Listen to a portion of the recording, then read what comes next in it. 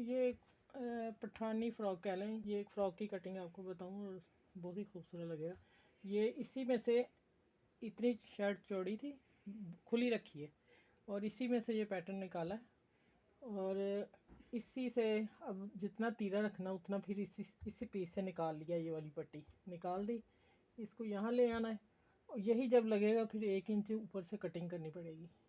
ये बराबर करके यहाँ चुन्नट देनी। ठीक, ये पठानी फ़्रॉक अभी मैं अब दिखाती हूँ फ्रंट जो तैयार किए। ऐसे हुआ है, दोनों आगे पीछे डिज़ाइन है ये बनाया मैंने ना। नीचे करो जरा। ये लेस है, इतनी चौड़ी थी, इतनी, ठीक है। और इसको मैंने काटा है, काट के इसका ये किनारा उतार दिया और ये इतनी बारीक बना के लेस दी, ठीक है। और ये इसके स्लीव्स हैं, स्लीव्स को भी देंगे, ठीक है। अब पूरा तैयार करके फिर मैं दिखाती हूँ आपको।